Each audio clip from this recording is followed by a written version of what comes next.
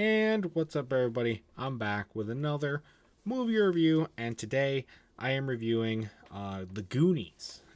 This is an old movie. I think it was released back in 1981, maybe later than that, at some point in the 80s, and you'll find out why in a minute.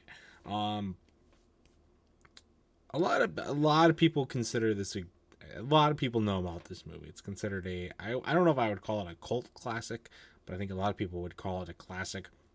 I had seen it before, but it had been many, many, many, many moons, and decided to finally get around to watching it again for review purposes. And so I've got a lot to say. And let's just jump right into it, shall we? And yeah, like I said, this movie was released in 1980 something, and you know why? Just watch the first 10 minutes of the film, and you'll know why. There's a lot of the clothing, kind of some of the old branding as well, the way the characters talk, the music, and definitely the music, the camera quality. It all stems from the 1980s. This movie screams the 1980s in every way, shape, and form possible. Except for Ronald Reagan. That's about it. But man, wow. Whew. And I wasn't even born in the 80s. So there's probably some stuff that I just don't recognize or know because I wasn't around that time period, but there's just so many things that I could even tell, even been born years and years after this movie came out, that are pretty noticeable. So also the truffle shuffle. Leave it at that. Also, Big Brother, he really likes that spring thing, doesn't he? I don't know how that would work for like exercises. He's just doing this the whole time. Is there like some resistance that would work here? I don't know. He really likes using this thing though. It's a little too much maybe. Now I've got some other. Let's talk about some other specifics real quick. Some other things that they made a Jesus resurrection joke later on in the movie when they moved a stone out of the way so that they could move through. They made a resurrection third day risen joke. Like, that was so out of place that I didn't. I had to think about what she meant because it was so out of place.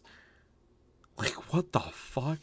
I literally rewinded the movie and then watched that part over again twice just to try and figure out what she was meaning. And then, like, really? That's what you mean? Like, come on. And also, like, the scene where they're underneath all the pipes and they're, like, trying to get people's attention by banging the pipes. That's a really, really shitty pipe system. Or just really unstable ground. Now, this is the East Coast. Presumably New York. It could be Maine. I don't remember. But I think it was New York. And yeah, it's quintessential, like, New York neighborhood and all that sort of stuff. Or Maine. I feel like it would be more Maine. Because, like, the beaches and stuff. I don't know. Could be something else. I don't know.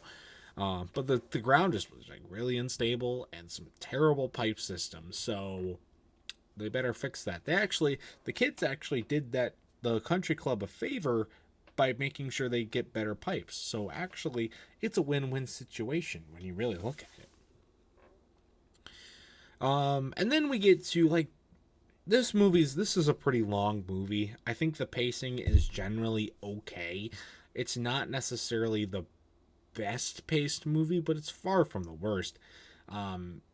You've got the whole section at the beginning of the movie when they're just doing a bunch of random stuff and kind of just like messing around and breaking a bunch of shit for really no reason. And they make dick jokes and whatnot, and then the mom gets involved and they're talking about that. That's a little poorly paced in my opinion. And then we get to the part where like wandering down underground through the caves until going through all these different series of, like, I would call them levels. They're like puzzles or places or rooms or whatnot. And I thought this was the worst, the worser of the two pacings. Like, I thought the outside parts were badly paced at first, and then we got down into the caves, and like, oh, this is where it really drops off, huh?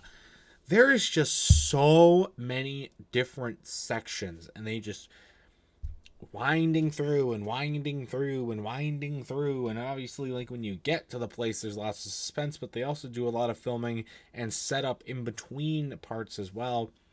And like, I knew that the pirate ship was the last part, and I that's literally the only part of this movie that I remembered was the pirate ship. And so I was like, oh, this is gonna be the pirate ship. Nope. Oh, this is gonna be the pirate ship. Nope. Oh, this one's gonna be the pirate ship. Nope. 20 minutes later, there's the pirate ship. And that scene even dragged on a little too long, in my opinion. Everything seemed to just drag on a little bit. I don't know if it's just because of the time period this movie was made in, or they were really stretching for content, or the pacing really just is that bad. But it just seemed like everything really dragged on a good amount. I don't know. Just didn't really sit well with me. So, but otherwise, I mean, that's it for the movie. Would I call it a classic? Not really. It's okay. I would give it a 7. It's not terrible by any means. Like, it's definitely watchable, and you really do come around to like the characters at the end. They are very hard characters to like, but at the end of the movie, you do start to like them, and takes a long time though. It takes a long time, too long in my opinion. So. But otherwise, that's going to do it for this review. If you have seen The Goonies, I'd love to know your thoughts about it in the comment section down below. And that's going to do it for this video as well. So stay tuned for much more amazing content, including more movie reviews and other awesome stuff. Till next time, see you guys later. Goodbye.